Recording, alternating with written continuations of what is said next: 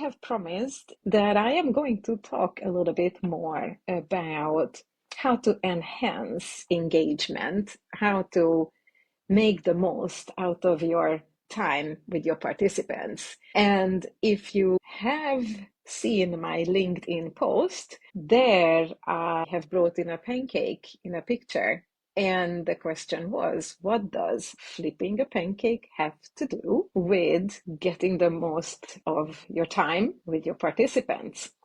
Well, flipping the pancake is the metaphor to what we are doing when we're getting the most out of our time with our participants.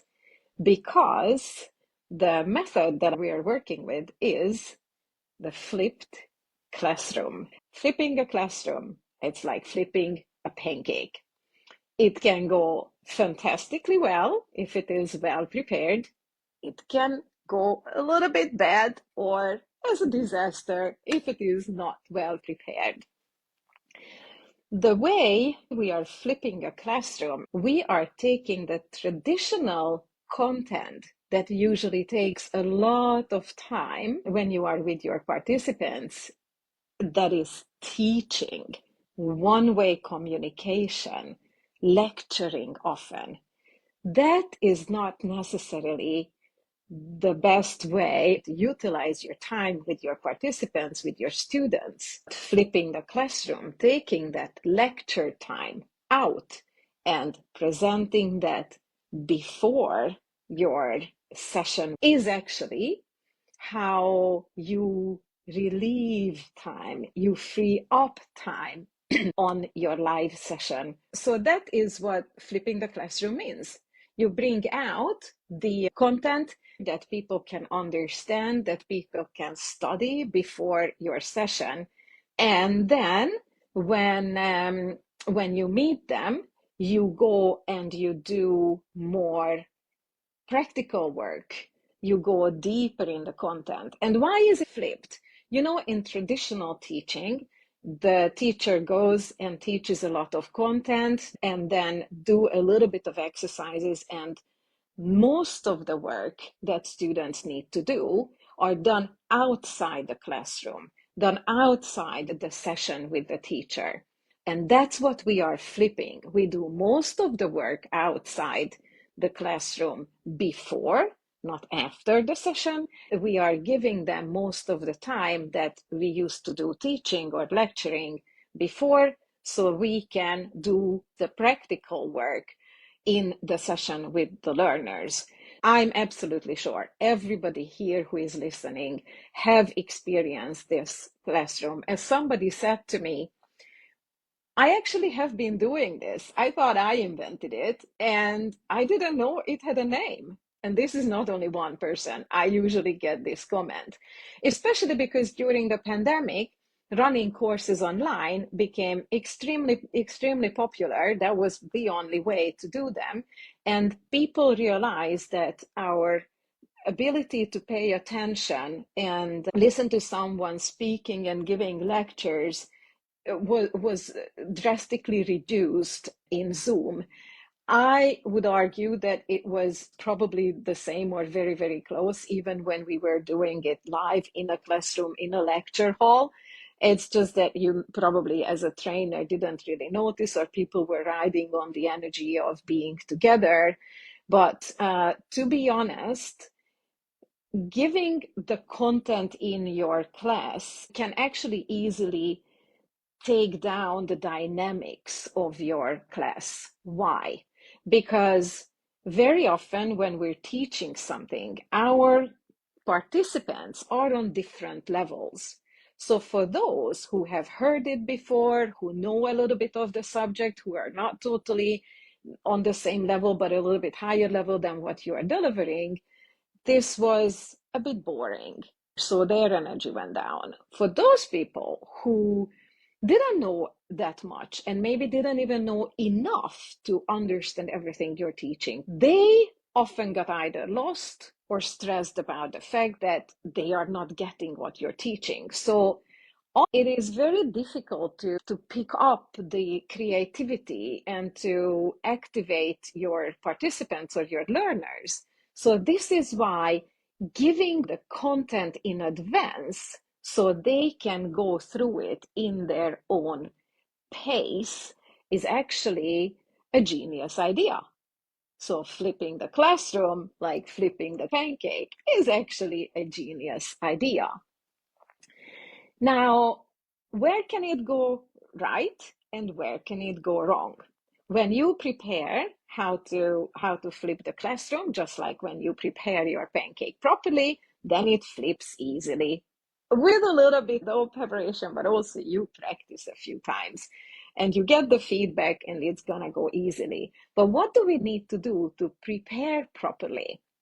What we need to do to prepare properly is actually knowing what is the content level that you can and should, sorry for shooting you, but should give to the learners in advance so that they really get prepared for your class. They are coming in prepared with the background knowledge, and they are also engaged and actually do the pre-work or the pre-studies. The most important thing is that people understand that they need to do the preparation work. They need to do the work before they come to the class. Otherwise, your class or your time together is not going to be useful. Now, what do you do to prepare this material in advance? You know the usual thing. Give them videos, give them a little bit of a reading, maybe a handout, maybe the transcript of the videos, and variate the material a little bit. And also, please do not forget to give them some kind of an exercise, the results of which they should bring to your session. Now, when you let them know in a right time that there is some homework or some preparation work, that the results of which they need to bring into your session, then there is a lot higher chance that they actually are going to do the studies as well. The studies need to be easy to navigate, so those who are a little bit more advanced, they can go through it quickly. Those who would like to thoroughly go through the material, they can do that. So if you put up a video, for example, make sure it's scrollable. There are replay and go back 10 seconds, go back a half a minute, so they can re-listen parts. If you're doing a YouTube style video and it has even the chapters, then tell them where the new chapter or where the new topic starts. I prefer to have videos somewhere between 3 and 10 minutes each. Best practice is to cover one topic in one video, then have a reflection question or something, and then they go through it. It's up to your course and your course setup, how much the pre-work is, how much they need to work, how much they need to prepare, and what you are doing, how much time you're spending in your class. It's up to you. But so prepare the material properly and also make sure that the material that you are giving them in advance is digestible, learnable. It's the basics, it's the foundational content. And then they have some reflection question, or they need to go and ask someone, or they just need to create something, one or two things to bring to your session. Now, when you are in the session, to make sure that the flipping goes well, you make sure that everybody has done the pre-work. If you have set it up properly, framed it, reminded them, if your system shows that they are not completing, then you're sending individual reminders and they are coming prepared. Most of them. Some of them are not going to be prepared. And here is the other thing that can make your pancake stick to the ceiling or fall down beside or fall back folded. Where you can mess up everything that you have done is if you have, say, 5, 10 participants in 1 or 2 or 5 of them say, I actually didn't do the pre-work because I didn't have the time, I didn't think it was important, I didn't know. Now, there you have a problem. If you say, oh, okay, let me just recap it for you quickly, because we want to help. We want to be kind to them. We want to help them. So we just want to help them recap. Now, then you are at the same situation that I have described before. Those who didn't do the 2 hours pre-work, if you recap it for them in 20 minutes, they are going to be lost. So that doesn't help them. And for those who actually put down the 2 hours work into it, or whatever time you set out, and did the work, what do you think they are going to do next time? Yes, they are not going to do the work next time because they know that you are going to recap anyway. So that's when flipping your classroom, like flipping a pancake, goes wrong. You have just undermined everything that you prepared so much for. But what can you do then? Well, this is when we are doing tough love. We are teaching them that the preparation work is actually very important. And what you do is, well, offer them to have a look in the break if they want, or be your empathetic self and also be quite strict that you understand that this didn't work. Unfortunately, that was the preparation work. So we're just going to work now, and then they are going to come back next time and they are going to prepare because they don't want to be lost. They want to get the most out of your session. So I know this sounds super, super harsh, but just think about the majority of people who are actually doing the work, how much they are going to appreciate that you respect their time, you respect their energy, you respect the work they put in. Now, where this also can go wrong is if you needed them to learn something and they didn't understand it correctly or they misunderstood something. So how can you check that whatever they worked through and that they done, that they also understood it properly? Well, again, not with a lecture. So you start your session, and if you need them to actually have some ground definitions properly, have some processes they needed to understand properly, have some theories or concepts that you want to make sure that they understood properly, then you can check that in two different ways. One is if the work that they had to do to prepare, then you can see from the quality of the work they are bringing in how they have solved that problem, if they understood everything or not. The other one is, and you can use these two combined, is eliciting answers. So you do a special kind of recap of the pre-work material, which is ask a few questions. Ask questions, quiz them, so to say. Either quiz them of what they have learned or quiz them on how they apply what they have learned, or what did they think about it, or what was the most interesting, or what was the thing that they learned the most from.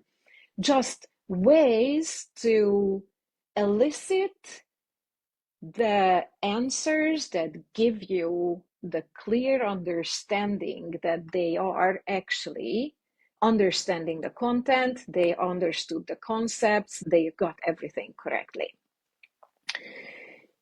And you can combine the two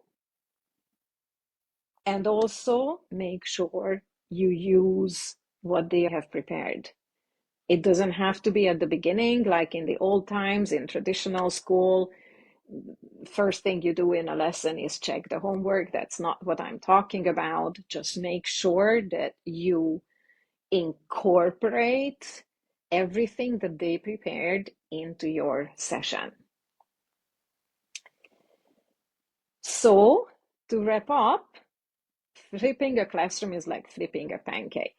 It needs to be prepared and you need to practice a little bit, and then it's gonna go well. As I said, and as you know, this is something you have all experienced with different courses and programs. Most of you are probably preparing a program like this, hoping that these little tips and tricks that you have just heard helps you. So this is what I had thought sharing. And as with all these very practical and logical things and things that when we are trainers, we do from the gut, or we do, just by feeling, because we feel that it is right. I am seriously hoping that this structure that I have given you and these little tips and points that I have given you are going to help you to feel more secure, that when you are meeting them, you can go deeper in the content, you can go to the more advanced level of teaching, and you can spend a lot more time with your participants on the practical issues, on the exercises, the practices, and digging into the application of the content. I am very happy that this methodology is now going worldwide and is used a lot, because I do believe that time in the classroom should be used for supporting and contributing to their students. And I, as a trainer and teacher, know how tired we can become of just teaching the same thing and giving lectures. So, by all means, use this and enjoy it, and enjoy how much more you can give to your participants when they are actually there with you live. I would love to hear your thoughts, your comments, your questions. And also, let me know what else you would like to hear about in the next live. Thank you so much for being here with me. Thank you again. Talk to you soon. Bye.